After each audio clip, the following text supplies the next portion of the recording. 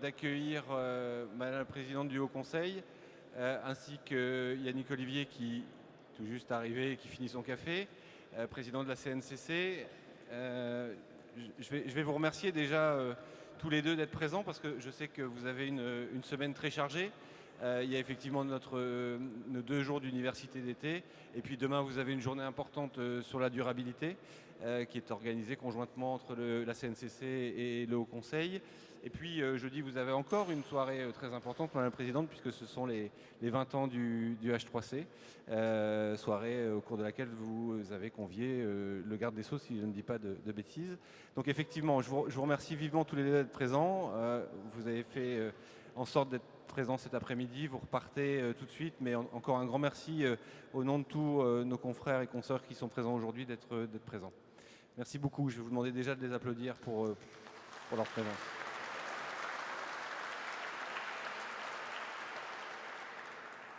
On va procéder, si ça vous convient, une allocution de Madame la Présidente, suivie d'une allocution de Yannick. Et puis surtout, n'hésitez pas à poser des questions. Madame la Présidente me disait avant qu'elle était vraiment en attente de questions de votre part pour vous éclairer, vous expliquer. Donc surtout, n'hésitez pas. Merci beaucoup. Est-ce que vous m'entendez bien quand je parle ici? Oui? C'est mieux. Ouais. Bonjour à toutes et à tous. Merci, Monsieur le Président, de m'avoir invité à votre compagnie régionale. Je viens en régionale de l'Étape ici parce que, en fait, j'ai vécu pendant 3 années à Valenciennes et j'en étais la présidente du tribunal judiciaire, justement pendant que les travaux de réhabilitation de l'hôpital s'exécutaient. J'ai donc pas bénéficié de l'hôtel terminé. Et je dois dire aussi que normalement, ça aurait pu être le tribunal de Valenciennes, sauf si Monsieur Mercier, Michel Mercier, un garde des Sceaux, ne s'y était fermement opposé en considérant que c'était trop cher pour un établissement de justice. Et donc, nous sommes restés dans nos locaux historiques. Les Valenciennois qui sont dans la salle les connaissent très bien, bien sûr. Oui, c'est une période faste que cette période actuelle pour le Haut Conseil, mais aussi pour la profession. Les mauvais souvenirs de la loi Pacte, je pense, vous devez vraiment les laisser derrière vous. Le vent politique a changé. Les commissaires aux comptes sont désormais considérés comme des acteurs extrêmement importants pour la vie de notre économie. Et je pense que le projet de loi, enfin d'ordonnance qui est en cours de rédaction et dont je vais vous parler, puis je pense Yannick Olivier aussi, est la traduction de la très grande confiance, très forte que le gouvernement place dans votre profession et puis aussi évidemment dans l'institution que je préside, puisque à l'occasion de cette réforme, son nom va changer, son genre aussi.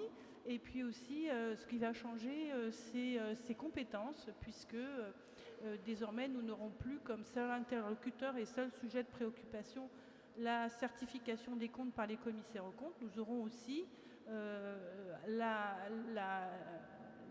supervision de la nouvelle mission d'assurance, on appelle comme ça, mission d'assurance limitée dans un premier temps, puis raisonnable plus tard, vous le savez bien, par les commissaires aux comptes, mais vous le savez aussi par d'autres professions, potentiellement, puisque les entreprises auront le choix, l'ordonnance va le leur permettre de confier cette mission à d'autres professionnels et que nous régulerons pour la partie, évidemment, de leur activité qui sera consacrée à la mission d'assurance. Avant d'aborder les quelques sujets que je voulais traiter avec vous sur ces questions de réforme de la durabilité, je voulais vous donner quand même quelques actualités du Haut Conseil. Comme l'a dit votre président, et pour la deuxième fois, demain, nous organisons avec la Compagnie nationale un après-midi consacré au sujet de la durabilité chez les commissaires aux comptes. Vous vous souvenez qu'on avait fait un événement conjoint l'année dernière qui portait sur la procédure de sanction devant le Haut Conseil. Et nous savons, avec Yannick Olivier, que nous ferons que nous allons rendre annuelle cette manifestation. Nous pensons qu'il est important que la profession puisse écouter conjointement ce qu'a à lui dire la compagnie nationale et puis l'organe de régulation sur des préoccupations que nous partageons. Vous savez bien, je pense, que le dialogue est vraiment noué ou renoué avec entre la profession et la régulation, et que je pense que c'est indispensable. De temps en temps, il arrive que nous ayons des vues qui ne convergent pas complètement, Monsieur Olivier et moi-même, mais on échange régulièrement. Je pense qu'on se parle toutes les semaines de tous les sujets, dans un but unique que nous partageons, je crois, tous les deux, c'est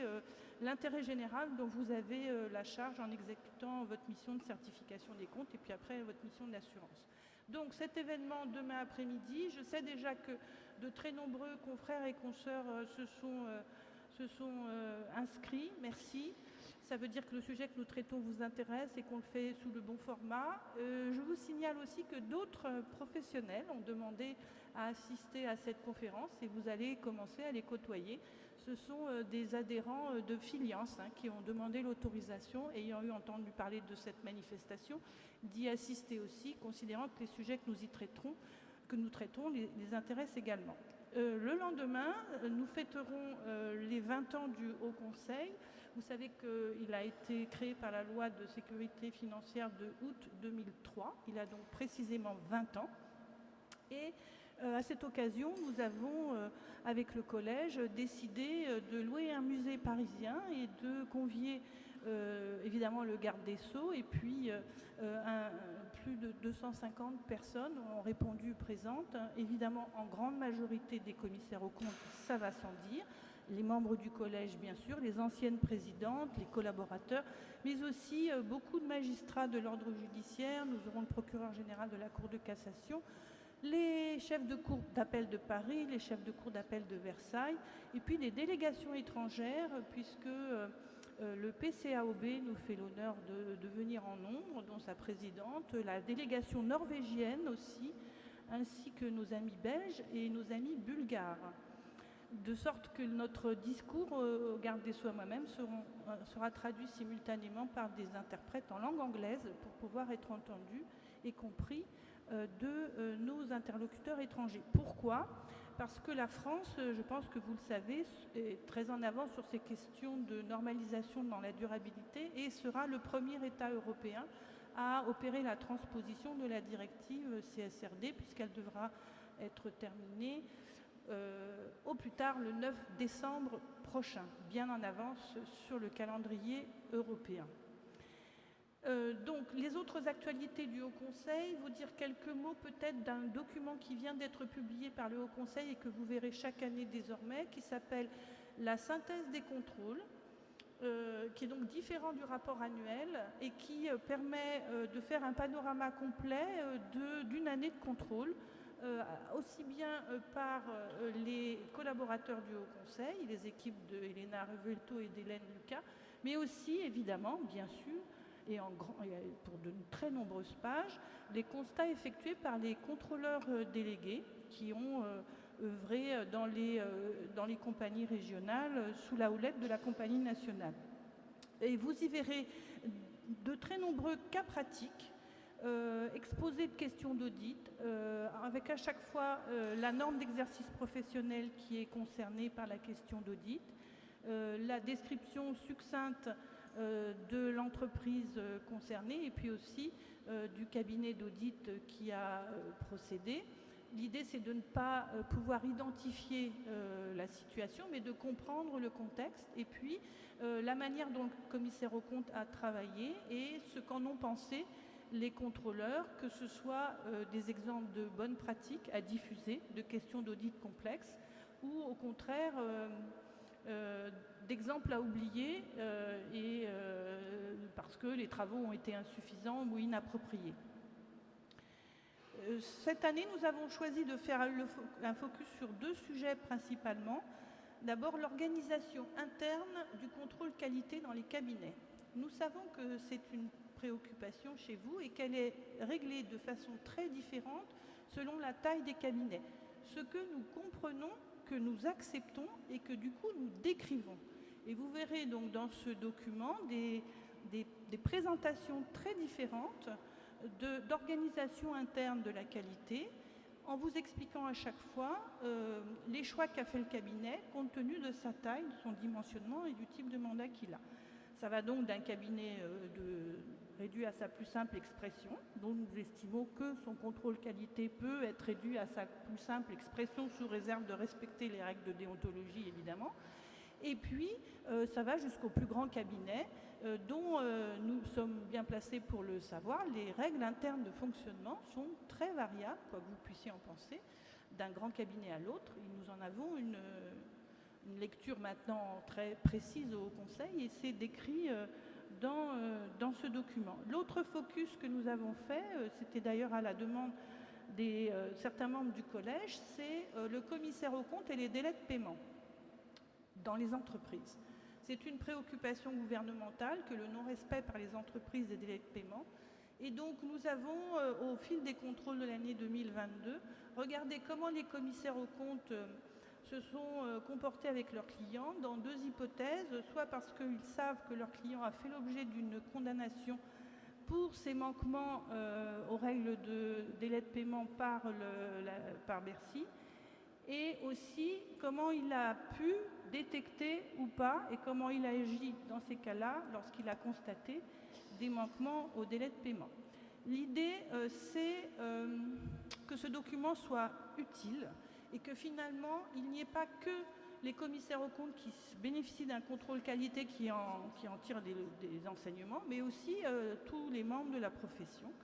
Et puis aussi, évidemment, on a une pensée pour les enseignants de l'audit. C'est un outil pédagogique supplémentaire que nous mettons à leur disposition. Donc, en fait, vous le verrez publié chaque année, il vient de l'être. Autre actualité, parce que la Compagnie nationale a remis son rapport sur la délégation des formations continues au mois de juillet, que nous en avons fait une synthèse qui sera présentée au prochain collège d'ailleurs. Je voulais aborder avec vous la question de la formation continue. Les choses s'améliorent en ce qui concerne l'obligation pour les commissaires aux comptes de déclarer leur formation. Les chiffres sont bien meilleurs et vous êtes quasiment tous, sauf un petit millier d'irréductibles parmi vous, à faire vos déclarations de formation. Ce qui n'est pas encore satisfaisant aux yeux du Haut Conseil, c'est la manière dont vous vous acquittez de cette obligation. On en est à 56, 57, 60% de commissaires aux comptes qui sont à jour de leurs obligations sur les deux aspects, les 20 heures annuelles et les 120 heures sur une triennale. Ça progresse, mais un peu lentement à mon sens. Ceci dit, les résultats sont extrêmement variables d'une compagnie régionale à l'autre. Et la compagnie des Hauts-de-France n'est pas la pire. Vous n'êtes pas la dernière de la classe, monsieur. Oui. J'ai dit à M. Régnier que je trouvais que la compagnie de Paris était en dessous de ce qu'on doit attendre de la compagnie de Paris, voilà, et que les efforts des confrères et des consoeurs de Paris ne sont pas suffisants. Et vous savez que j'ai demandé, et pour le coup obtenu, que dans la prochaine disposition législative qui va entrer en vigueur lors de la transposition, il sera donné à la haute autorité une prérogative supplémentaire qu'elle n'avait pas, mais ça fait longtemps que je vous en parle, et maintenant c'est fait. Donc à compter du 1er janvier, nous aurons les moyens de prononcer une sanction administrative pécuniaire au profit du trésor public, bien sûr, et pas de la haute autorité, pour ceux d'entre vous qui continuent à considérer que la formation continue n'est pas une question, alors que, faut-il que je vous le dise, mais je sais bien que ce n'est pas ceux qui sont dans la salle qui sont concernés, je ne les rencontre pas les autres, mais il faut quand même que je le dise. Considérer qu'on peut être un excellent commissaire aux comptes sans jamais se former, c'est une erreur, une faute, c'est inexact, et évidemment dans les contrôles, ceux d'entre vous qui sont les plus écartés des règles, c'est justement ceux qui ne suivent pas de formation. Vous savez bien que vous exercez une mission complexe, changeante, dans un univers changeant, et que ce n'est pas parce qu'on se considère être commissaire aux comptes depuis très longtemps et qu'on a toujours fait ça, donc on sait le faire. Eh bien non, on commet de grosses erreurs et c'est parfois là d'ailleurs qu'on a les mandats noirs parce que le commissaire aux comptes n'a pas vu qu'une règle de droit qui a évolué n'est pas respectée et il a néanmoins certifié les comptes. Voilà. Message moins sympathique, je le reconnais, mais je suis dans mon rôle de régulateur. Alors, venons-en au sujet que je voulais aborder avec vous et qui concerne vraiment la haute autorité pour ce que la réforme prépare comme changement. Donc vous savez qu'à compter du 1er janvier, nous nous appellerons la haute autorité de l'audit. Je dois vous indiquer, alors vous écrivez, vous en prenez pour 6 ans, donc là vous allez en prendre pour 12 ans. Pourquoi? Parce qu'en fait, je dois être renommée par le président de la République, redésignée par les 2 chambres, c'est prévu, et je le serai à partir du mois de janvier pour 6 années, et c'est un mandat renouvelable, donc encore 6 années, et comme ce que j'ai fait avant, m'a-t-on dit, en vertu de la loi sur les autorités publiques, c'était 2 petits mandats de moins de 2 ans chacun, ils ne comptent pas. Je ne suis pas sûre que dans 12 années, je serai toujours là. Il y a aussi le temps qui passe. Enfin, voilà, il va falloir considérer que vous allez me voir encore un moment.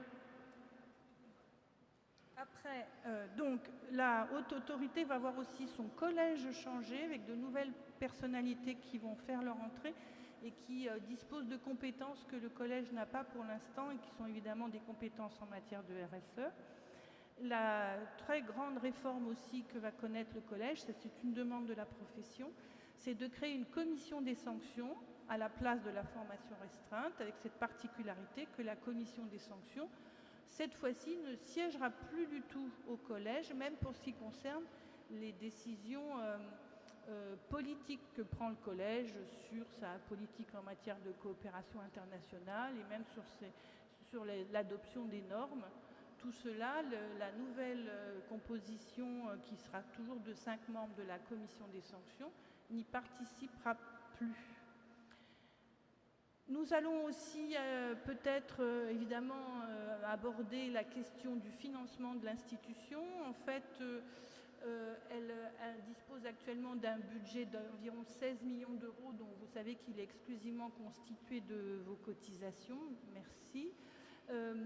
Et il faut trouver donc le moyen de financer la deuxième mission qui est adjointe au Conseil, c'est-à-dire la mission d'assurance, de régulation de la mission d'assurance, avec là davantage, d'autres contributeurs que seulement les commissaires aux comptes. Et vous savez que les avocats, les experts comptables et les adhérents de Filiance ont fait savoir qu'eux aussi souhaitaient se mettre sur ce marché et donc ils seront eux aussi assujettis à une cotisation. Tout cela est encore en discussion. Je pense que c'est demain que le directeur des affaires civiles et de Sceaux pourrait faire l'annonce de la manière dont ce financement sera assuré. Il devrait être calculé de telle sorte que les ressources du Haut Conseil vont progresser, bien sûr, et ça se discute de savoir à quel niveau. Les autres professionnels faisant observer qu'eux, ils n'auront pas seulement à payer que les cotisations au conseil, à la haute autorité, devront aussi payer le COFRAC, puisque vous le savez, à l'inverse des commissaires aux comptes, les adhérents de Filiance, les avocats et les experts comptables, s'ils veulent être chargés de ces missions de durabilité, devront aussi être agréés par le COFRAC, accrédités par le COFRAC, et la cotisation n'est pas négligeable. Bien.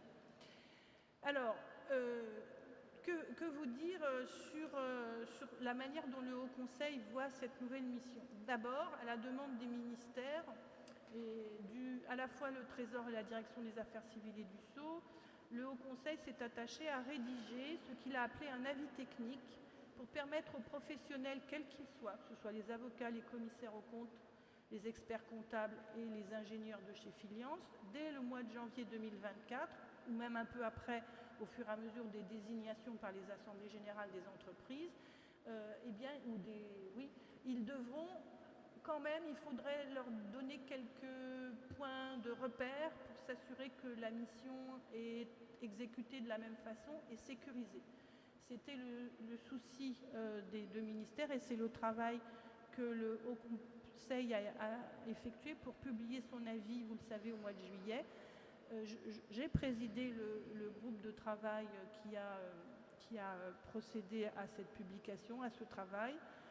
Je pense que vous avez vu cette publication et j'espère que vous en avez pris connaissance. C'est un travail très collectif avec de nombreux commissaires aux comptes qui ont participé, mais pas seulement. Il y avait aussi, vous savez, ces spécialistes parmi les grands cabinets qui sont très adaptés,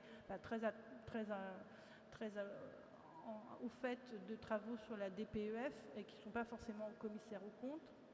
Et puis aussi, évidemment, sur la fin, on a fait entrer, au fur et à mesure qu'ils se présentaient, Filiance, tout de début, mais les avocats qui viennent de nous rejoindre et les experts comptables. Quel était notre objectif? C'est de vous décrire ce qui est attendu de ces professionnels par la directive et les normes ESRS. Ce que je voulais vous indiquer, et ce que je pense la vie technique décrit bien, c'est qu'il y a quand même une sérieuse différence dans les travaux de certification des comptes et d'assurance en matière de durabilité. La mission d'assurance en matière de durabilité, c'est une mission de conformité. Ce n'est pas une mission de certification. Vous devez vous assurer, de façon limitée, dans un premier temps, raisonnable après, que le rapport de durabilité de votre client est conforme aux exigences de la directive et de ces normes qui sont maintenant un acte délégué, comme vous le savez. Ça veut dire qu'il faut s'éloigner de certains sujets qui sont très habituels chez vous dans la certification et qui sont par exemple la notion de seuil de matérialité. Nous ne parlons pas de seuil de matérialité pour le commissaire aux comptes dans le rapport d'assurance. Parce que vous allez devoir vous prononcer sur des conformités de description par l'entreprise de sa trajectoire de transformation énergétique, environnementale. Vous allez aussi devoir vous exprimer sur la conformité des données et de la manière dont elles ont été créées par l'entreprise, enfin émises par l'entreprise. Est-ce que c'est conforme à ce que les ESRS attendent ou demandent? Est-ce que le rapport est produit sous format électronique de manière conforme à la norme de tagage électronique dont on attend la publication d'un jour à l'autre? Est-ce que les travaux de l'entreprise sur sa taxonomie sont conformes à toute la réglementation sur la taxonomie avec les notions de sujets alignés, etc. Et tout ça n'est pas fongible. On ne peut pas dire il y a peut-être quelques erreurs sur les données sociales, mais ça se compense avec les erreurs sur les émissions de produits polluants. On ne se retrouve pas du tout dans une démarche de comptes pris dans leur ensemble, comme s'exprime la loi, enfin le texte sur la certification. Vous allez être invité d'ailleurs à rendre des conclusions différenciées. Vous pourrez par exemple conclure que vous avez acquis l'assurance limitée, que le rapport sur la taxonomie est conforme, mais qu'il ne l'est pas sur les questions de tagage électronique par exemple. Donc on va vous proposer dans les travaux qu'on va poursuivre un modèle de rapport où vous aurez à émettre des conclusions segmentées, silotées à la suite de vos travaux. Deuxième sujet, vous allez vous confronter à la matérialité de l'entreprise. Vous savez que l'entreprise devra déterminer ce qui est matériel pour elle et donc, si elle le décide, s'exprimer dans son rapport sur les trajectoires qu'elle se donne et puis aussi sur les indicateurs qu'elle se donne pour atteindre les objectifs qu'elle décide. Ça, c'est bien son choix et ce n'est pas le vôtre. En revanche, la pertinence de ce qu'elle écrit, la cohérence de ce qu'elle écrit, ça c'est bien entre vos mains et c'est ce que dit l'avis technique. Et donc vous aurez à vous exprimer, peut-être même plutôt d'ailleurs au début à accompagner votre client sur la bonne compréhension de ces exigences des normes SRS et de la directive, pas pour le faire à sa place, mais pour attirer son attention sur des omissions ou des incompréhensions qui pourraient amener à ce que le rapport ne soit pas conforme à ce qui est attendu. Le Haut Conseil considère que nous devons tous être empreints d'humilité. Nous ne serons pas tous à jour avec un rapport parfait publié dans les premiers mois de l'année 2025 après les travaux 2024. Les entreprises sont très différemment matures sur ces sujets-là, y compris les grandes entreprises d'ailleurs. Et donc, ce que pense le Collège du Haut Conseil, c'est que, dans un premier temps, la mission du commissaire aux comptes, c'est vraiment être une mission d'accompagnement. Et peut-être que les premiers rapports ne seront pas parfaits, mais ils tendront vers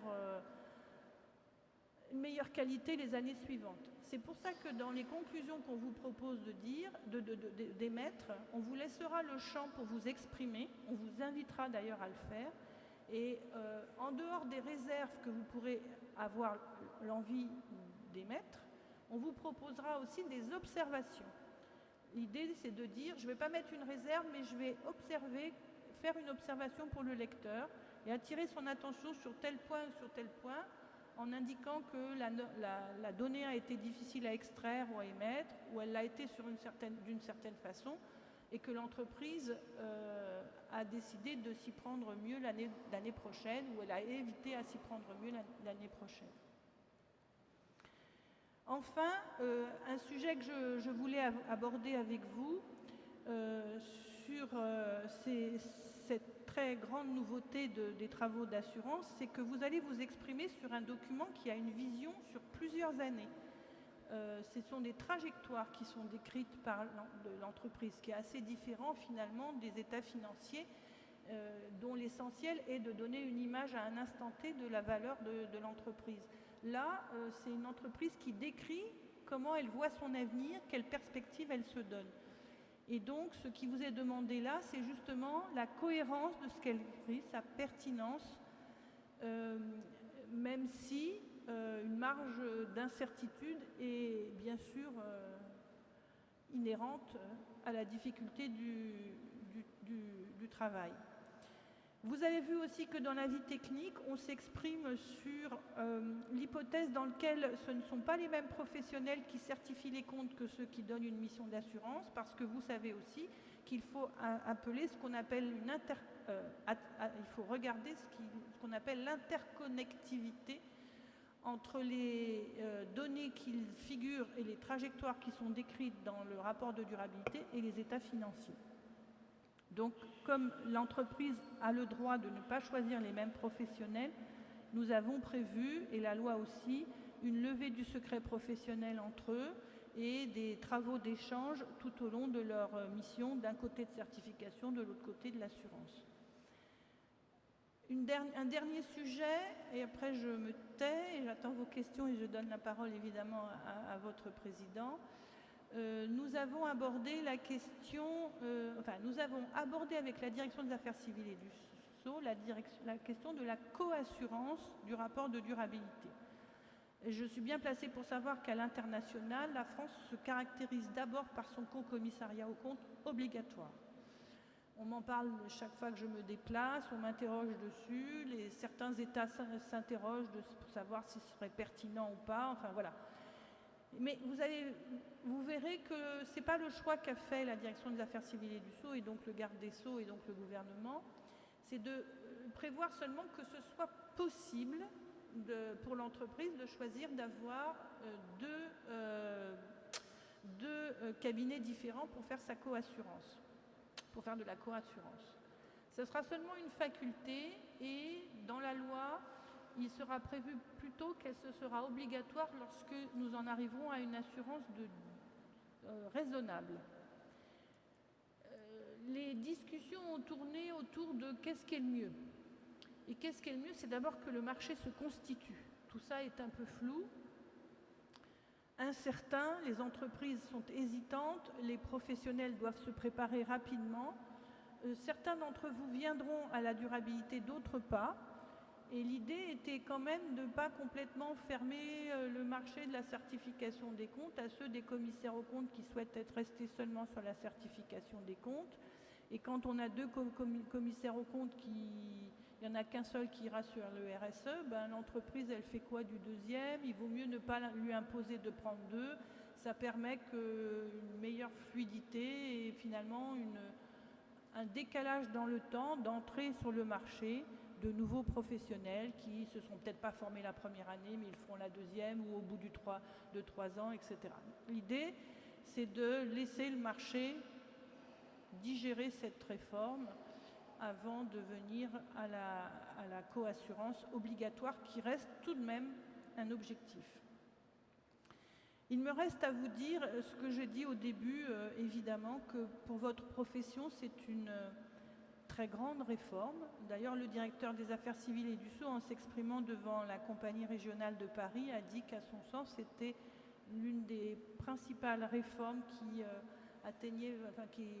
concernait votre profession depuis 2003. C'est un nouvel élan qui est donné à votre profession. C'est pour vous l'occasion de renforcer vos équipes autour de nouvelles compétences dont vous n'aviez pas forcément besoin auparavant. C'est aussi pour la profession, à mon avis, un facteur d'attractivité pour de nouvelles générations, le commissaire aux comptes, qui souhaite, c'est pas que je voulais vous écarter, mais on vous appelle les grands-pères, vous savez, quand on parle de vous, mais ça vous permet de faire entrer dans vos cabinets de jeunes confrères, de jeunes consoeurs qui ont envie de donner du sens, ce sens-là à leur mission. Je ne nie pas que la tâche est d'ampleur, mais elle est, à mon avis, assez passionnante parce qu'elle pose des questions sociétales pour l'ensemble de la société. Et c'est aussi un très grand challenge pour le Haut Conseil qui va devenir la haute autorité, et très consciente de sa responsabilité sur ce point. En tout cas, qui a décidé que pour les premières années, lorsque nous irons voir chez vous en contrôle de qualité comment vous avez travaillé sur ces missions-là, on viendra surtout pour vous interroger. Comment vous vous y êtes pris? Qu'est-ce qui a été facile, difficile?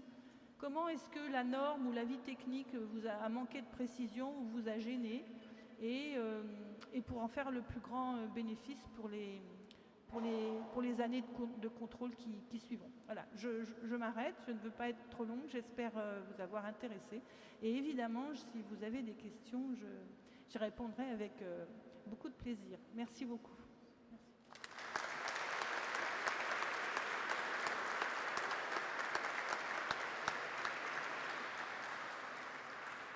Merci beaucoup, Madame la Présidente. Merci pour ces messages positifs en matière de durabilité. Si je peux me permettre juste une petite observation concernant la formation, effectivement, vous avez rappelé qu'on n'était pas les plus mauvais élèves et je vous en remercie.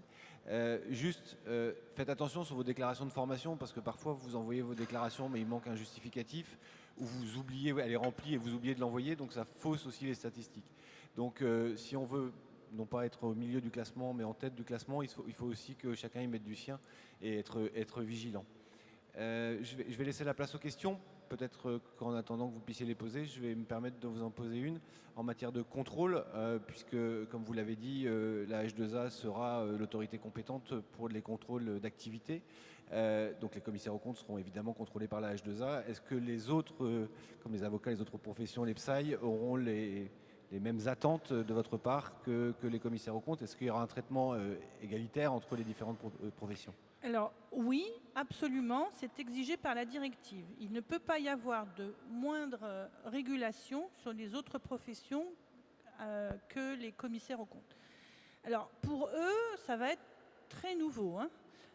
Pour un avocat, subir ou bénéficier, c'est le vocabulaire de M. Baudrier, bénéficier d'un contrôle qualité avec des collaborateurs d'une autorité qui viennent dans son cabinet ouvrir ses dossiers, regarder s'il a documenté son dossier, comment il a exercé son jugement professionnel, est-ce qu'il est indépendant par rapport à son client et s'il a suivi une formation continue adéquate, ça ne va pas être simple. C'est même plutôt chez eux assez révolutionnaire. Évidemment, c'est la même chose pour les experts comptables et c'est aussi la même chose pour les ingénieurs de Caliconsult, etc. Je me suis entretenue avec les représentants de ces professions, longuement d'ailleurs avec Maître Gavaudan, dont vous savez qu'il est président du Conseil national des barreaux. Et en fait, l'idée, c'est ça n'est pas obligatoire pour eux. Dès lors qu'ils veulent exercer cette mission, ils doivent embrasser la totalité des contraintes qu'elle présuppose. Pourquoi ? Parce qu'ils viennent là exercer une mission d'intérêt général, à l'inverse de ce qu'ils faisaient auparavant. Un avocat, ça n'exerce pas une mission d'intérêt général. Il n'y a pas de difficulté, il n'y a pas de démocratie sans avocat, mais l'avocat, il est chargé de l'intérêt de son client. D'ailleurs, on le lui demande, et même, il commettrait un manquement professionnel s'il n'épousait pas les intérêts de son client. Quand il décide de venir sur une mission d'assurance, il se charge d'une mission d'intérêt général. Mais comme il le fait volontairement, alors il ne peut pas se plaindre de ce qu'on lui impose, des contraintes qu'il n'avait pas au départ envisagées. Donc pour répondre à votre question, oui, la même régulation, pas de différence. Formation, indépendance. La seule chose qu'ils n'ont pas, c'est la prestation de serment. Mais ce n'est pas la même chez les avocats. Ils en ont une, mais pas. Les ingénieurs ne prêtent pas serment, et à ma connaissance, les experts comptables non plus. Si, aussi. Il n'y a que les ingénieurs qui le prêtent. Je vous remercie. Y a-t-il quelques questions ? Jean-Yves ?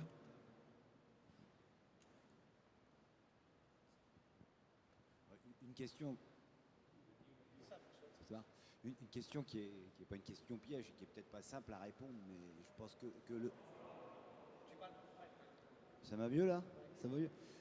Une question qui n'est pas une question piège, mais dont le problème va se poser. Certains cabinets, parfois, sont OTI, organismes tiers indépendants, donc ils peuvent être amenés à auditer des rapports dans le cadre de la CSRD. Comme vous l'avez justement indiqué, il y a des aspects de formation importants à la fois pour nous, commissaires aux comptes, mais également pour les entités qui sont concernées par ces futurs rapports. Les organismes tiers indépendants, disposent parfois de personnes qui connaissent, qui sont un peu plus en avance sur le sujet. La question que je me pose, c'est est-ce que ces cabinets qui seraient organismes tiers indépendants, est-ce qu'ils peuvent réaliser des actions de formation dans ce domaine sur des entités sur lesquelles ils seraient amenés éventuellement à auditer leur rapport à terme? Alors, il y a plusieurs questions dans ce que vous dites. Je vais décrire le processus. Oui, il y en a plein d'ailleurs, des organismes de profession. Il y en a chez les avocats, il y en a chez Filiance, ils ont leur propre organisme de formation. Il y a les grands cabinets d'audit qui souvent ont leurs propres organismes de formation. Donc la question se pose partout. Moi, je n'ai jamais considéré qu'un commissaire aux comptes d'un grand cabinet qui suit une formation de son cabinet était en infraction avec sa déontologie ou son indépendance. Ce n'est pas son client, il lui fournit une formation. Donc je n'ai pas de difficulté avec ça. La seule chose, c'est que la loi va confier une nouvelle mission au Conseil, à la haute autorité là-dessus, c'est de donner un agrément aux organismes de formation qui vont dispenser le visa de durabilité. Et c'est ce que nous avons commencé à faire pour nous préparer, parce qu'il nous faut absolument que les professionnels, personnes physiques, soient en mesure de faire la mission dès l'année 2024. On va donc lister les questions, les sujets qui devront absolument être intégrés dans le parcours de formation pour qu'ils soient considérés comme un visa de durabilité. Et ce n'est pas si facile que ça, parce que pour un avocat, les formations qu'il doit suivre pour atteindre le même niveau qu'un commissaire aux comptes, ce n'est pas les mêmes. Un avocat ne connaît pas grand-chose à la déontologie d'un commissaire aux comptes. Il doit donc l'apprendre pour pouvoir la connaître. C'est la même chose pour un ingénieur de chez Filiance. Il ne connaît rien à votre déontologie. En revanche, il connaît assez bien de nombreux sujets qui tiennent aux aspects techniques de la durabilité, c'est-à-dire tout ce qui concerne les règles sur le droit pénal de l'environnement, les questions de durabilité. En revanche, il ne sait rien du tout, ou quasiment rien, sur toutes les questions dites de gouvernance, c'est-à-dire la lutte contre la corruption, etc., et la révélation de faits délictueux. Alors là, c'est un ovni pour les avocats et les ingénieurs. Donc vous voyez, on est obligé finalement de dresser une liste qui sera le socle commun que tous ces professionnels devront connaître. De la même façon, un avocat fera qu'il se progresse un peu sur les questions de finances des entreprises, parce que sinon il ne va pas comprendre les enjeux financiers du rapport de durabilité. Vous n'avez normalement plus rien à apprendre là-dessus, ce serait même plutôt le contraire. Donc voilà, c'est un peu la difficulté qu'a en ce moment le Haut Conseil, enfin une difficulté, non, une mission à accomplir. Et l'idée, c'est d'en donner le résultat au prochain collège qui en est chargé, je crois c'est le 12 ou le 17 octobre, pour que l'ensemble des organismes de formation, et évidemment la compagnie nationale, puissent avoir leur feuille de route et commencer à dispenser toutes ces formations pour les personnes physiques. Je crois, si je peux me permettre, Madame le Président, la question était aussi, ces OTI sont aujourd'hui perçus par les clients, là on parle vraiment de ceux qui vont faire auditer leur rapport de durabilité, ont été avant plutôt des prestataires de conseil et de formation. Et la question qui est posée aussi, c'est de dire, quand eux vont disposer de la formation à ces entreprises, seront-ils en situation d'incompatibilité ou pas? Je crois qu'il y avait cette question-là. Si c'est ça votre question, alors oui, certainement, ça c'est sûr. Mais pour eux, ça c'est difficile parce qu'ils ne sont pas armés pour le faire. Donc nous, on va le leur demander. Ils n'ont pas forcément en interne, alors que vous l'avez évidemment chez vous, un outil qui leur permette de connaître en temps réel qui sont leurs clients et sur quel sujet. Ceci dit, il y a des grands cabinets qui mériteraient de progresser sur ce sujet-là. Mais en tout cas, eux n'ont pas. Et ça, pour le coup, c'est sûr. Mais chez les avocats, c'est moins. C'est le Conseil national des barreaux. Et donc, la question se posera moins. Ils n'enseignent pas à leurs clients. Le Conseil national des barreaux n'enseigne pas aux clients des avocats. Ça ne se présente pas, ça. En revanche, chez les adhérents de chez Filiance, ça peut vraiment se rencontrer. Oui. Mais oui, la réponse est c'est une situation d'incompatibilité. Oui. De toute façon, c'est même plus large que ça. Ils n'arrêtent pas de donner des conseils. Ces entreprises, c'est leur métier. Donc, et parfois au niveau mondial. Donc moi, j'ai attiré leur attention là-dessus en disant, vous savez, le bureau Veritas, par exemple, je leur ai dit, vous voulez venir chez moi, mais très bien, venez, la porte est ouverte. Mais il faut vous doter d'un outil qui vous permet de savoir à tout moment si vous n'êtes pas conseil de chez, je sais pas, de Total au fin fond du Nicaragua sur un sujet alors que vous avez accepté voilà. Donc au début, les rapports ont été un peu tendus entre moi et Filiance parce qu'ils ont trouvé que j'étais exigeante. Mais je leur ai parlé de la loi et du code de déontologie. Et les rapports sont nettement plus fluides, même plutôt de confiance désormais. Et j'ai compris que tous n'y viendront pas, mais que ceux qui y viendront savent à quoi ils s'attendent et à quoi ils s'engagent. Oui, bonjour. Merci pour votre intervention passionnante et passionnée.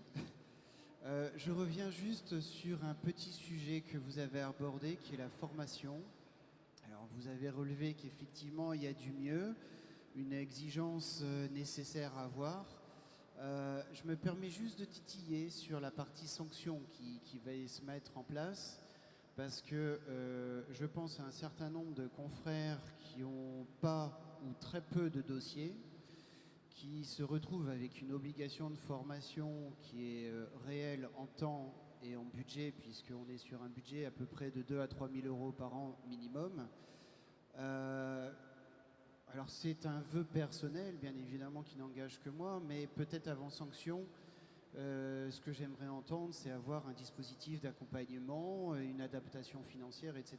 pour ces confrères, soit qui se lancent dans la vie professionnelle et c'est pas évident d'avoir tout de suite des mandats, soit pour ceux qui malheureusement, après les différentes lois que l'on a malheureusement subies, se sont retrouvés avec un portefeuille soit vide, soit extrêmement réduit, et qui, aimant cette profession, souhaitent quand même continuer à être inscrits et se retrouvent face à une petite problématique financière, tout de même. Alors, moi, sur la problématique du coût des formations, je n'interviendrai pas. C'est plutôt le sujet de Monsieur Olivier.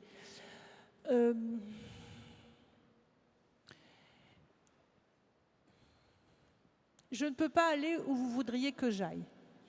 Je ne peux pas distinguer parmi les 11 000 personnes physiques qui sont inscrites sur la liste des commissaires aux comptes, Ceux qui le sont parce qu'ils ont juste envie que ce soit écrit en dessous de expert comptable, mais que pour le reste, c'est pas trop leur sujet.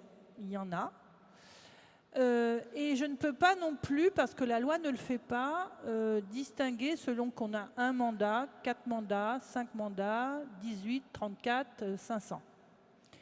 La seule chose que je peux vous dire, c'est que mon premier objectif, c'est d'aller chercher les commissaires aux comptes qui certifient les comptes et qui ne sont pas formés. Ça, ils vont être en tête de ma liste de personnes à qui je dois m'adresser pour exercer, pour taper dessus.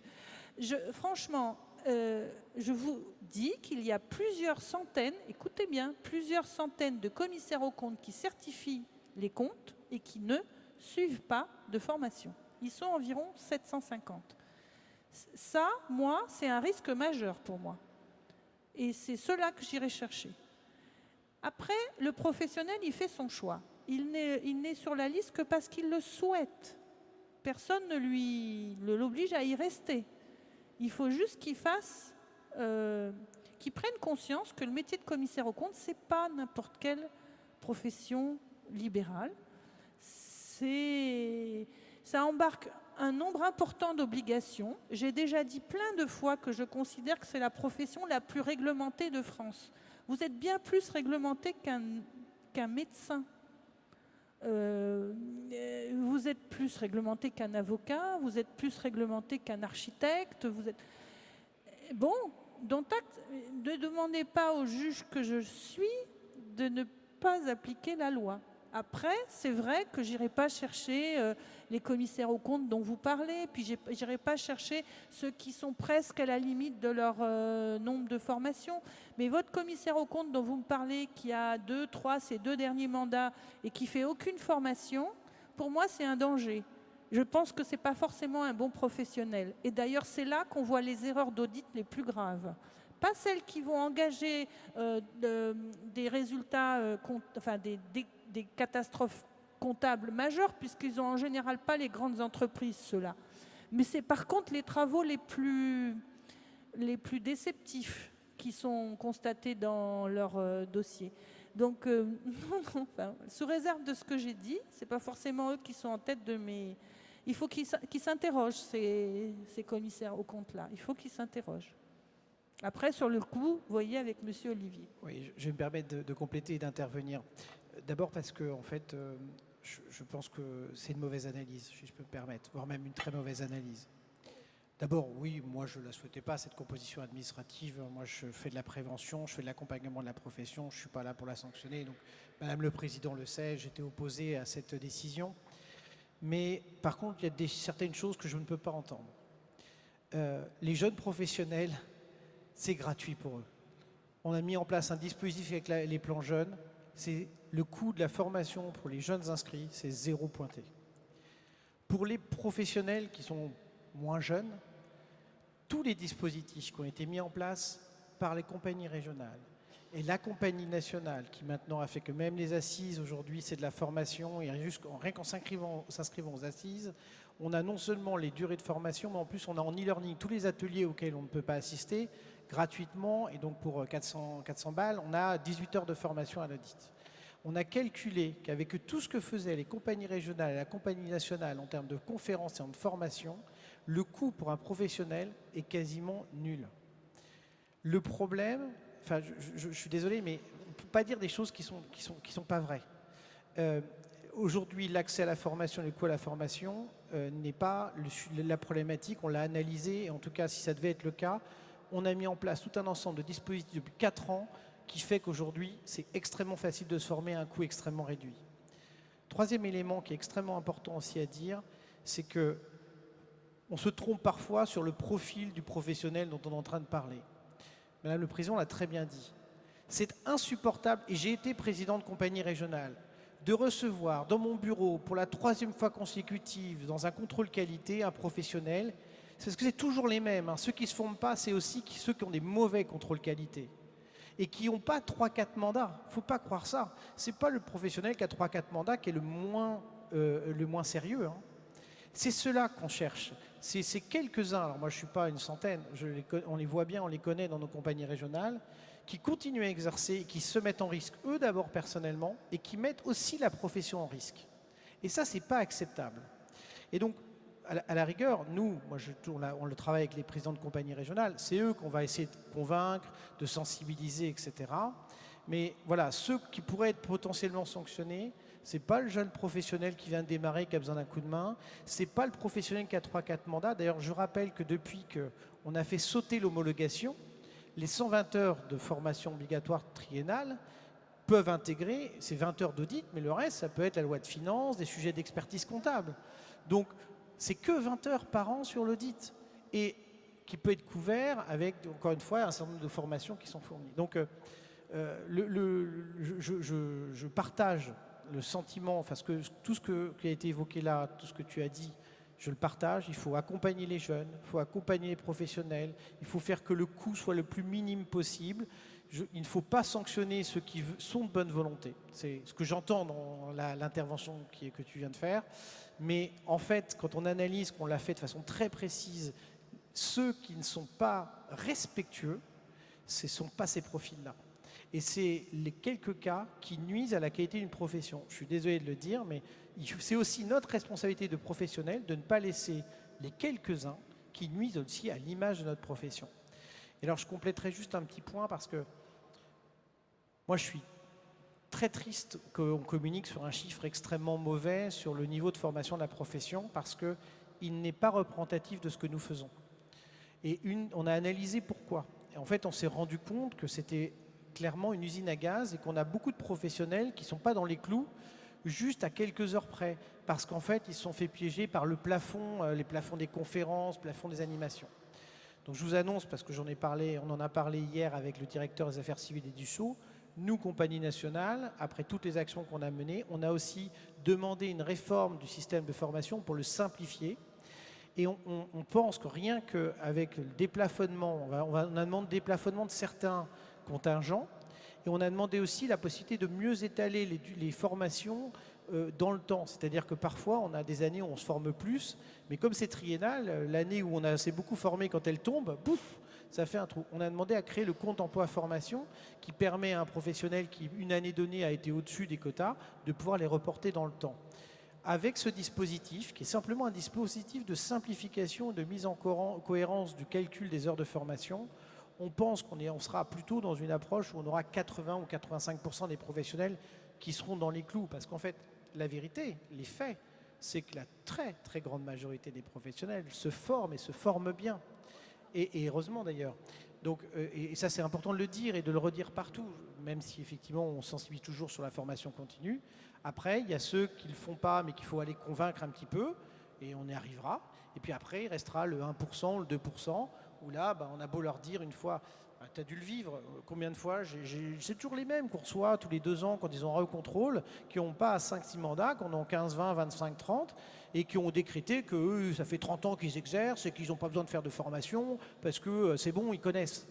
C'est ceux-là qui, à mon avis, se trompent et qui ont besoin de se former. Donc on doit, dans notre approche à la marge, mais voilà, on a vraiment, je dois insister, mis en place plein de dispositifs pour faciliter l'accès à un coût extrêmement réduit à la profession.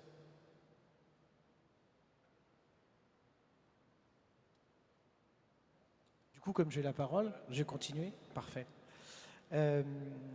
Merci Madame la Présidente. Moi je vais vous dire quelques mots, je vais essayer d'être succinct et laisser la place aux questions-réponses. Avant peut-être de vous parler de la profession, mais beaucoup de choses ont été dites par Madame la Présidente, je voudrais te remercier, te saluer le travail que tu réalises. Merci beaucoup Grégory, parce que justement on parlait de la formation et merci pour la question. J'ai appris, tu me disais les chiffres, finalement chaque année ça monte un petit peu. On parlait justement du prise en charge de la formation. Je crois, si je ne me trompe pas, que pour 50 €, vous avez des universités d'été, vous êtes pris en charge, même la chambre d'hôtel, tout est pris en charge, Oui, c'est ça? C'est ça en fait. C'est 50 € pour 2 jours. Et merci pour tout le monde, pour toutes les personnes qui organisent ces universités d'été. Mais effectivement, c'est 50 € pour 2 jours, donc logés, nourris, formés, puisqu'en plus, comme je l'ai dit ce matin, il y a 6 heures de formation qui vont être aussi, qui ne sont pas des conférences, donc qui seront validantes. Donc effectivement, quand Laurent, j'entends ce que tu dis, sur la CRCC des Hauts-de-France, on met vraiment tout en place pour que tout le monde puisse accéder à la formation, que ce soit avec des 5 à 7, on les rappelait ce matin lors du rapport moral, et encore on n'a pas tout listé, donc effectivement on fait en sorte que tout le monde puisse accéder à la formation, et en plus depuis 2 ans ces universités d'été, où on a essayé de vous attirer 2 jours pour vous former, pour passer un moment convivial, pour aussi communiquer sur notre environnement et dire voilà les commissaires aux comptes on est là, et voilà on est une grande équipe, et puis on montre une belle image, et en plus vous allez valider des formations. Donc comme tu le rappelais, oui c'est 50 € pour 2 jours pour des formations. Merci. Et un bon moment. Merci, parce que c'est aussi à l'image de la dynamique, je l'ai dit à beaucoup de régions, on avait voulu dans cette mandature dire il faut renouer le lien entre l'institution et les professionnels. Et le rôle premier de l'institution, c'est d'abord de s'intéresser et de s'occuper des professionnels. Pendant trop longtemps, cette institution, on l'apercevait comme celle qui gérait le contrôle qualité, qui mettait les normes, etc. Il faut que j'aille à droite, c'est ça, c'est mieux, parce que sinon j'ai... Voilà. Et donc du coup, voilà, merci pour ça, parce que ce dynamisme qu'on voit dans toutes les régions, je vois Philippe Vincent qui est le président de la CRCC de Versailles et du Centre, qui est aussi une région très dynamique. Simon Lubet était là, je crois, ce matin, président de la Normandie, ma région. Ce travail-là, il est important, et le fait que chaque année, tu aies un peu plus de monde, ça me réjouit, parce que ça montre que justement, les professionnels ont compris que d'abord, nous, institutions, on était à votre service. Et c'est d'abord le rôle premier qui est celui de la compagnie nationale. Bon, après, je vais parler un peu plus de national. Je voudrais réagir sur la loi qui est en train d'arriver. Juste pour dire, c'est un moment historique pour la profession. Mais vraiment, c'est un moment historique. Et pas parce qu'on va avoir une nouvelle mission. En fait, il faut être honnête, cette nouvelle mission, sur les 11 700 professionnels que nous sommes, on sait très bien qu'il y en aura peut-être 20-30% qui vont faire ces missions. Donc si j'étais en train de vous dire c'est un moment historique parce que 20 ou 30% de la profession va avoir des nouvelles missions, il y a 70% de la salle qui va me regarder de travers en me disant « bon, il est bien gentil avec sa mission historique ». Non, c'est historique pas pour ça, pas uniquement pour ça. C'est historique parce que d'abord, c'est la première fois depuis des décennies qu'on a un texte qui nous concerne, dont l'origine n'est pas oh, les commissaires aux comptes, il faut encore améliorer leur sécurité, leur qualité, il faut les contrôler, il faut sécuriser leur travail. Il y a eu un scandale financier, donc c'est eux les responsables, etc. C'est depuis des décennies un premier texte qui n'est pas centré sur une régulation de la profession parce qu'on veut nous mettre dans le rang, mais pour la première fois un texte qui est en train de dire on a besoin des commissaires aux comptes, j'irais même plus, quand il a fallu se poser la question de savoir quel était le bon interlocuteur pour répondre aux besoins citoyens, qui est celui de la durabilité, c'est le commissaire aux comptes qui est perçu comme l'interlocuteur légitime. Ça, c'est historique parce que c'est une vraie reconnaissance. Madame le Président l'a dit dans son discours. C'est un texte positif pour la profession. Un texte positif dans sa reconnaissance dans son rôle sociétal, dans son utilité sociétale. La loi Pacte, elle nous a blessés, pas uniquement parce qu'on allait perdre des mandats. Elle nous a blessés parce qu'elle nous a touché vraiment au profond nos tripes, parce que quelque part, on nous a dit « vous servez à rien ». Oui, ils ne servent à rien d'autre qu'à veiller sur la transparence et la sécurité financière. Et non, on ne sert pas à rien. On ne sert non seulement pas à rien, que le jour où il a fallu se poser la question au niveau européen de comment donner de la confiance dans la durabilité, eh ben, le seul interlocuteur légitime, même s'il y a les OTI, ben, c'est le commissaire aux comptes, parce que le texte européen, il renvoie à la directive. Donc c'est en cela que ce texte est historique, parce que ça faisait bien longtemps qu'on n'avait pas eu un texte qui nous valorisait. Deuxième élément, c'est qu'aussi il nous positionne comme des acteurs légitimes au-delà du chiffre. Vous savez, hein, c'est mon dada depuis le début de la mandature, je ne cesse de dire qu'il n'y a rien de plus mortifère pour notre belle profession que de nous mélanger avec les experts comptables. Mais ce n'est pas bon non plus pour nos amis experts comptables. Hein. Les professionnels du chiffre. Mais nous ne sommes pas des professionnels du chiffre. Nous dépendons du ministère de la Justice et nous sommes des professionnels du droit. On porte la justice économique. Donc évidemment, la matière que l'on travaille depuis toujours, parce que c'était comme ça, c'était les comptes annuels. Mais aujourd'hui, la société a changé. Les attentes de nos observateurs ont changé. Et ce qu'il y a de génial dans ce texte, encore une fois, c'est qu'on ne va plus servir la confiance pour des actionnaires, pour des salariés, pour des investisseurs, on va servir de la confiance pour la société, pour le citoyen, pour le consommateur. Et cette mission-là, la mission que l'on va avoir de certification sur les reporting extra-financiers, enfin sur la durabilité, elle nous concerne tous. Pourquoi? Parce que nous tous, en tant que commissaires aux comptes, même dans notre mission sur le dit égal, il faut qu'on intègre cette dimension de durabilité dans notre approche par les risques. Ce qui est génial, c'est que c'est un texte qui nous autorise, qui nous permet de dire qu'on fasse la mission de durabilité ou pas, on a une réelle crédibilité pour être un interlocuteur légitime et sérieux pour nos clients sur la durabilité. Je le dis là aussi, j'ai été amené à l'évoquer quand j'ai rencontré... Vous savez que je ne relâche pas le morceau des PME. Hein. Vous savez que la présence des commissaires aux comptes dans les PME, je la défends corps et âme. Et sur le sujet de la RSE, il est central. Nos petites entreprises, elles ont besoin de financement. Nos petites entreprises, elles ont besoin d'être attractives. Nos petites entreprises, ce sont des sous-traitants de donneurs d'ordre. Donc, dans cette chaîne de valeur, même si on est commissaire aux comptes qui ne vont pas forcément certifier des entreprises de plus de 250 salariés, parce que dans notre portefeuille, il n'y a pas que ça, ils seront amenés à besoin donner de la confiance sur des informations extra-financières. C'est une évidence. Parce que les banques leur demanderont, parce que leurs salariés leur demanderont, parce que leurs clients leur demanderont.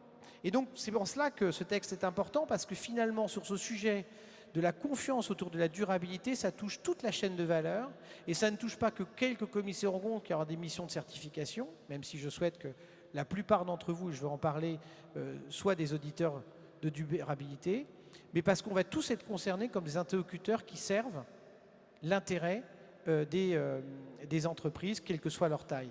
Et vous savez, donc pour en parler beaucoup avec Olivier Grégoire, c'est un cran incroyable pour nous pour reprendre ce marché des PME et relégitimer la position des commissaires aux comptes dans le monde des petites et moyennes entreprises, aussi via la durabilité. Donc c'est un peu ce message-là que je voulais envoyer. Et je crois qu'on peut être fier et heureux. Ça fait du bien d'entendre des interlocuteurs. Je disais hier qu'on était dans le bureau du directeur des affaires civiles et du Sceau, et il prononcera un discours demain après-midi. D'entendre dire on a besoin de vous, et franchement vous êtes certainement ceux qui sont les plus adaptés parce que vous avez une éthique, parce que vous avez une formation, vous avez une forme d'excellence.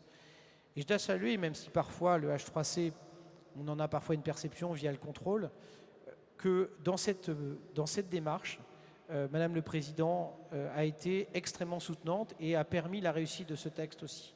C'est parce qu'on a travaillé en bonne intelligence avec le H3C, parce qu'on a travaillé l'intérêt de notre belle profession, et je dois saluer qu'avoir un régulateur qui d'abord s'intéresse au bien-être de la profession qu'elle régule, et pas simplement dire je les mets trop pas, mais au contraire, plus la profession que je régule rayonne, plus finalement mon rôle est important, et ben, je trouve que c'est un bel état d'esprit, et la bienveillance qu'a eu le H3C pour nous accompagner dans cette négociation, il faut la saluer.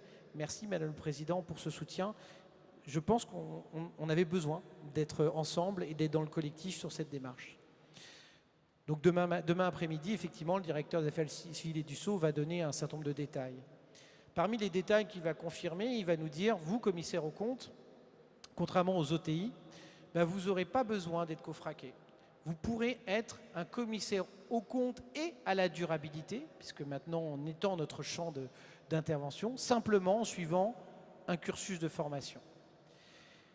Et là, on parlait de formation. La durée, maintenant, moi je la connais, mais je n'ai pas le droit de la dire, elle sera annoncée demain. Ce qui est important, c'est que nous, à la compagnie, on a construit un programme de formation très en amont, et on va pouvoir vous le mettre à disposition, et on va certainement vous le mettre à disposition à un coût défiant toute concurrence. Là aussi, on est en train de travailler le coût. Ce qui est important, et je vous assure, parce qu'une fois qu'on a gagné le texte, c'est bien gentil d'avoir gagné, il faut maintenant relever le challenge. Donc ce qu'il faut, c'est qu'un maximum d'entre nous, on y aille. Parce que, imaginez, dans un an, dans 18 mois, quand Madame le Président tiendra la liste de tous les auditeurs durabilité, si on a 600 commissaires aux comptes et 20 OTI, eh ben, peut-être ce qu'avait pressenti l'Europe se confirmera, c'est-à-dire qu'en fait, c'est bien les commissaires aux comptes, les acteurs naturels et légitimes de la confiance dans le monde de la durabilité. Et en faisant ça, je peux vous assurer qu'on s'assure des décennies d'un bel avenir pour la profession, Un bel avenir aussi, parce que vous l'avez dit aussi, Madame le Président, et je vous en remercie, c'est un élément d'attractivité pour nos jeunes. C'est pour ça que j'insiste en vous disant, c'est pas parce que peut-être vous ne ferez pas ces missions de durabilité que vos jeunes, ils ne peuvent pas faire le DIAG RSE. Vous savez que la compagnie a sorti un outil DIAG RSE pour les petites entreprises. Nos jeunes collaborateurs, ils peuvent le faire. Et il n'y a pas besoin d'être auditeur de durabilité pour le faire. Tous, on a à intégrer cette notion de la durabilité dans nos missions, à tous les niveaux, et de créer l'avenir de notre profession aussi grâce à cette opportunité qu'est la durabilité. À ce titre, vous le savez, je crois aussi profondément qu'il y a un troisième domaine qui va arriver, qui est celui du numérique. Il y aura besoin de confiance numérique. Il n'y a pas que la cyber, que la RGPD, il y a le quantique qui arrive, l'intelligence artificielle, et là aussi, il y aura un nouveau domaine qui va besoin être de plus en plus régulé. On en parle en ce moment, là, ça monte en puissance. J'entends parler de plus en plus de régulation là-dessus. Un jour, on viendra nous chercher sur ce sujet. Déjà, on nous attend sur la cyber. Mais je pense que ça sera régulé. Alors, ça sera dans 3, 4, 5 ans, j'en sais rien. Mais à partir du moment où on aura démontré que nous sommes des professionnels du droit, que c'est nous les acteurs qui portons la confiance et qu'on est d'abord des auditeurs, avant des commissaires aux comptes, on est des auditeurs, eh ben, on aura déjà gagné, je dirais, beaucoup de points d'avance pour dire, ben voilà, cette profession réglementée, avec son éthique très forte, un régulateur fort, parce que c'est une force aussi d'avoir un régulateur, ben c'est vers elle qu'on va aller se diriger parce qu'elle est capable d'avoir une réelle légitimité dans des domaines où on ne l'attendait pas. Parce qu'il faut savoir qu'il y a encore 3 ans, quand on faisait des études, au tout début de la mandature, on a fait des études de perception, on demandait aux dirigeants, attendez-vous les commissaires aux comptes sur d'autres mêmes que la finance? La réponse était unanime à 90%, Aurélie est là, elle s'en souvient. À 90%, c'est non, moi je vous vois dans la finance, vous êtes des experts de la finance. La durabilité des commissaires aux comptes, ah bon? Ah oui, ils connaissent ça, eux. La durabilité, les problématiques cyber, ah bon? Et en quelques années, quand on voit les études évoluer, on voit que les dirigeants d'entreprise ont compris que le rôle d'un commissaire aux comptes, c'était d'aborder les notions de risque, d'avoir cet échange avec eux sur les risques qu'ils encourent et comment on les couvre et comment, par notre présence, on apporte une vraie valeur ajoutée. Et ça se voit d'ailleurs on parle de la loi Pacte, même dans les petites PME, j'ai vu le niveau, on voit statistiquement le niveau moyen d'honoraires augmenter significativement dans les PE, y compris celles qui nous ont gardés de manière facultative. Pourquoi? Parce qu'en fait, on a fait le job, on l'a montré cette valeur ajoutée. C'est vous qui avez fait le job, moi j'ai rien fait, c'est vous qui l'avez porté. Et je pense qu'on peut être fier de ça, il faut continuer à apporter haut et fort la qualité de nos prestations et la valeur ajoutée aussi par cette approche par les risques. Donc un super challenge à relever, mais il est encore à relever. Donc on va tout faire, nous, au niveau de l'institution, bien sûr, pour vous faciliter l'accès. Je vous le disais, des formations à des coûts extrêmement réduits. On a travaillé un avis technique avec le H3C parce qu'il faudra aussi donner des guides pour réaliser ces missions, parce qu'on va être dans un domaine où ça ne va pas être simple. Et donc l'avis technique qui a été constitué est aussi une chance, parce qu'on est tous autant qu'on est. Moi, le premier, j'aime bien avoir une note de la compagnie ou avoir une norme, ça m'aide toujours pour bien me guider dans mon travail.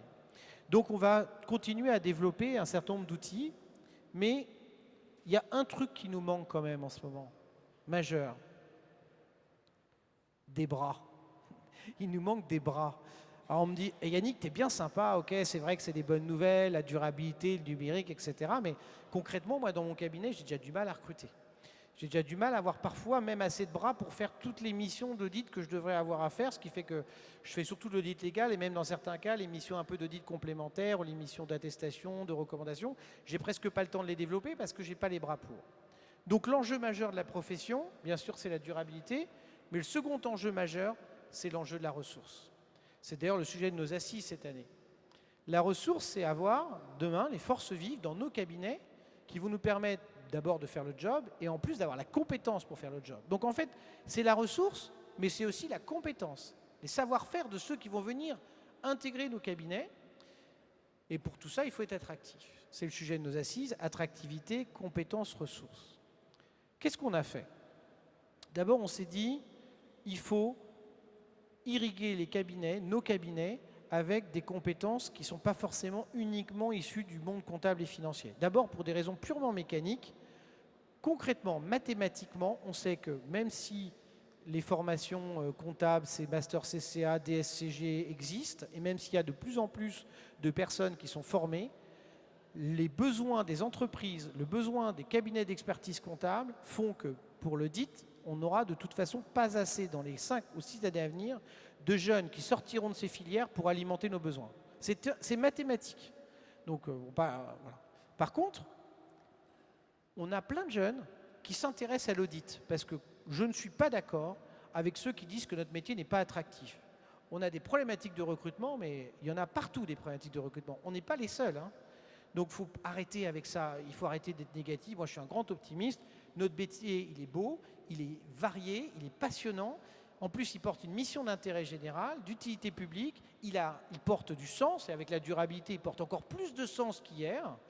Et donc c'est pas ça qui fait fuir nos jeunes, c'est juste un principe de réalité. Nos jeunes ils se posent des questions, ils veulent choisir et puis il y a beaucoup de boulot, hein. On est presque au plein emploi.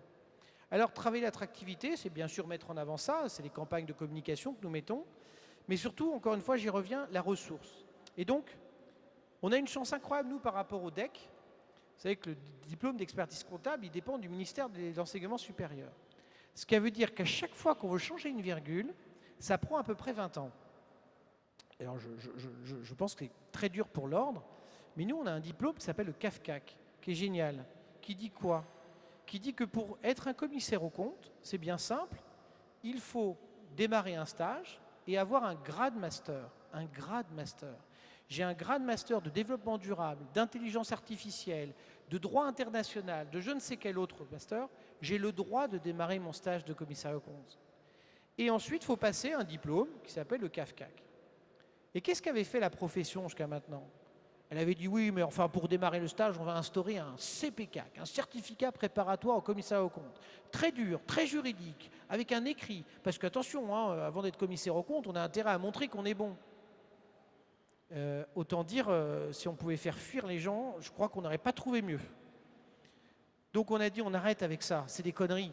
C'est à nous de nous ouvrir, c'est à nous de tendre la main à cette jeunesse et de lui dire viens, on va te former. Pas à lui dire montre patte blanche avant de rentrer dans la profession. On n'est pas une profession fermée, on est une profession ouverte. Donc le certificat préparatoire, on a transformé cet examen écrit qui va être transformé en un oral de motivation. Parce que ce dont on a besoin, c'est d'abord des jeunes motivés, qui ont envie.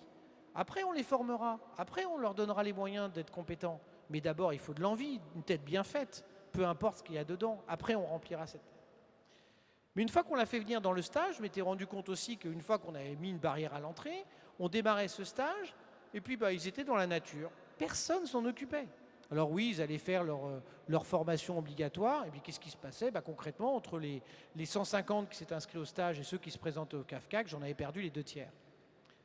Là, c'est pareil, c'est notre rôle de leur tendre la main. Et donc, on a créé l'École française de formation à l'audit. C'est quoi cette école ? C'est une école qui permet à quelqu'un qui finalement vient me voir, et j'en ai vu encore il n'y a pas longtemps, un jeune qui vient dire moi j'ai un grade master développement durable, vous croyez que je peux être commissaire aux comptes un jour ? Parce que moi je n'y connais rien à la compta, à la finance, au droit, etc. Je lui dis c'est pas grave. Tu rentres dans le stage et l'école de formation à l'audit, c'est une formation continue.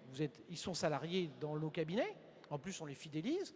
C'est 300 heures sur 3 ans, donc autant dire que c'est totalement compatible avec le fait de continuer à travailler, de travailler.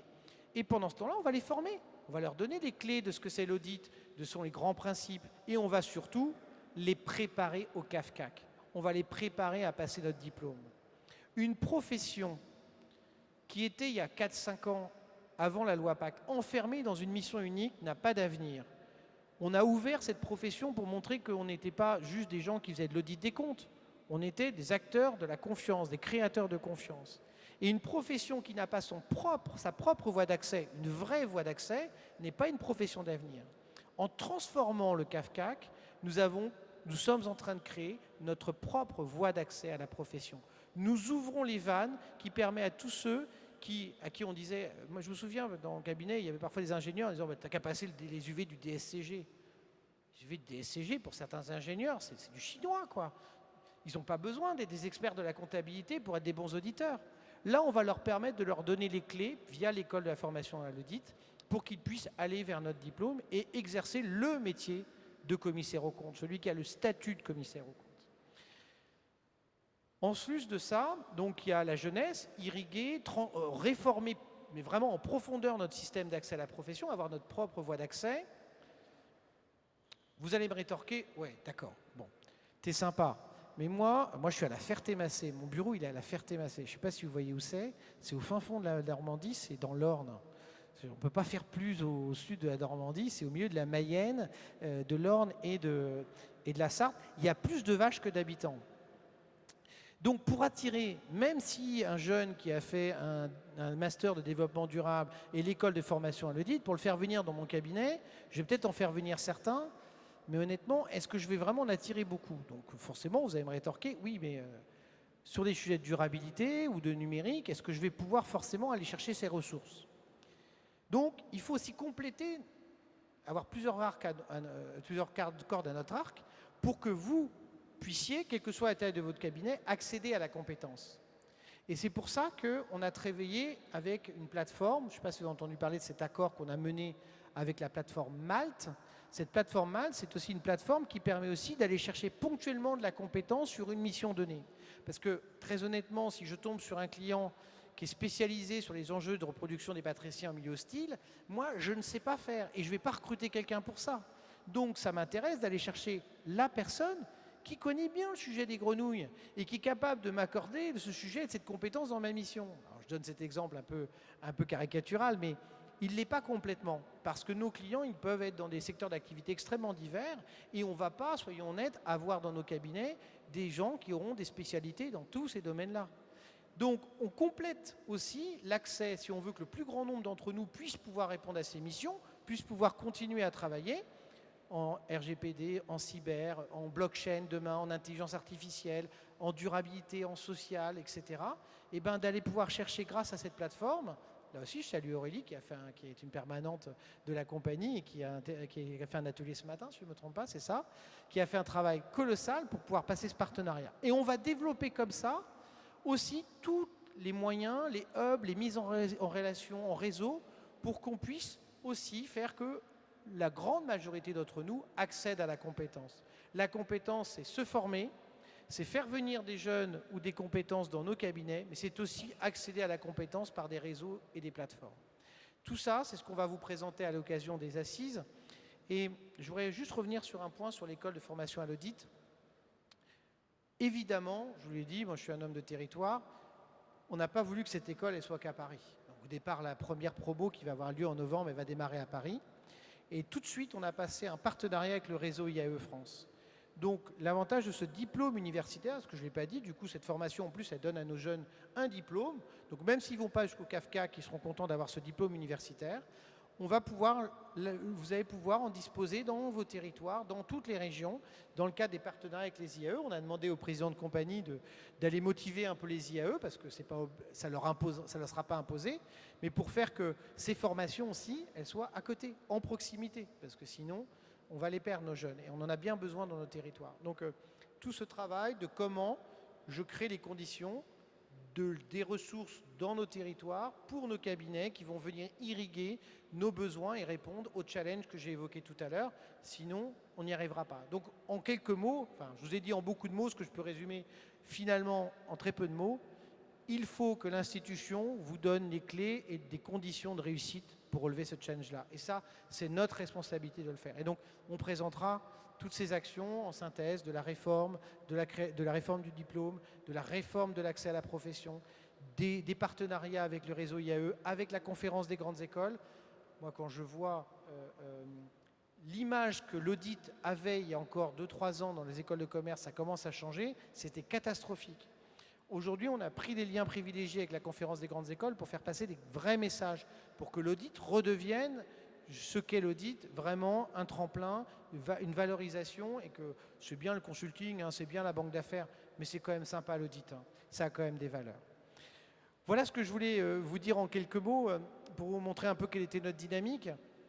J'en terminerai pour dire que, avant que vous posiez des questions, là donc on va travailler ces sujets-là qui vont se dérouler, et donc il faut qu'on commence à se poser la question aussi de l'organisation de nos cabinets et justement comment le numérique va changer les choses. Parce que j'évoquais le sujet du numérique en disant que nos clients vont avoir des sujets liés à la digitalisation, forcément, et la facture électronique, même si elle a été décalée, vous l'avez entendu, d'1 an et demi, elle va elle va quand même accélérer énormément la digitalisation des entreprises et en particulier dans nos PE, PME.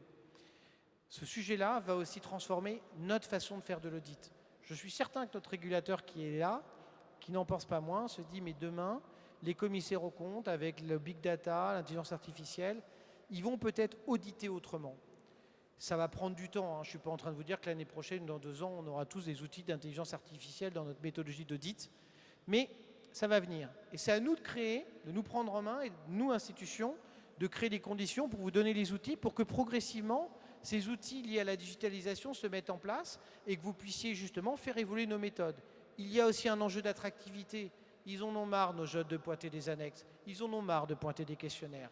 Ils en ont marre d'aller contrôler des factures. Par contre, ça les éclate bien de regarder des bases de données, comment faire des analyses. Donc, il y a quelque chose aussi, on parlait de la durabilité comme un outil d'attractivité, mais je suis convaincu que l'évolution des méthodes d'audit avec l'arrivée de la digitalisation sera aussi un élément d'attractivité pour nos jeunes et de la façon de travailler. Donc, vous voyez, on a encore du pain sur la planche, mais c'est toujours plus sympa d'avoir du pain sur la planche quand on se dit quand même qu'on a un avenir sympa, qu'on a de l'activité, qu'on a des choses à proposer à l'environnement et qu'en plus on a l'impression d'être franchement utile à cette société. C'est ça qui est essentiel. Merci pour votre attention.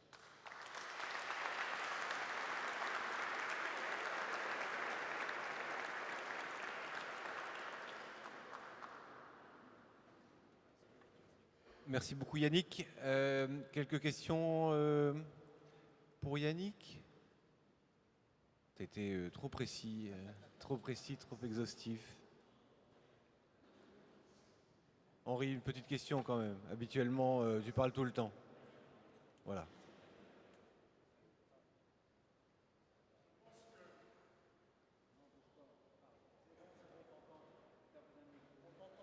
C'est la censure.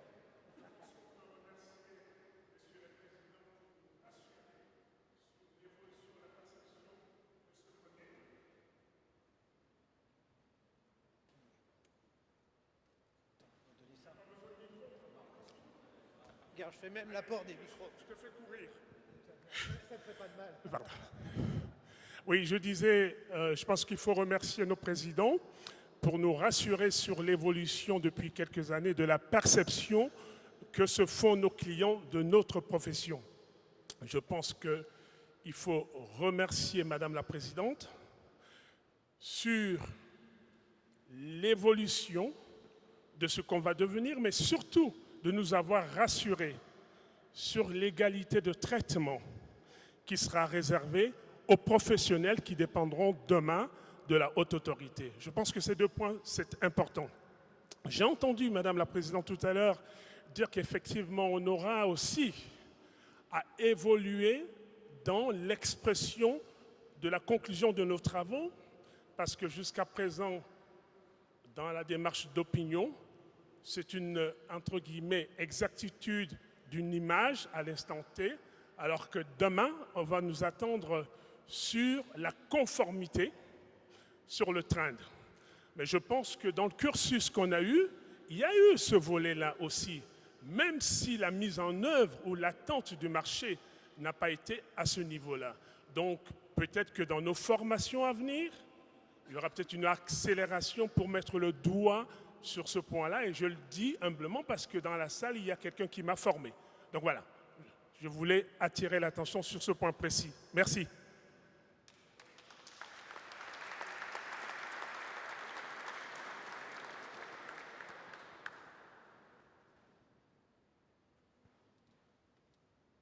S'il n'y a plus de questions, je vais vous proposer de remercier Madame la Présidente et Monsieur le Président. Merci encore une fois d'être venus, d'avoir fait le déplacement durant une semaine qui est particulièrement chargée. Je vais vous demander de les applaudir tous les deux avant qu'on puisse les raccompagner.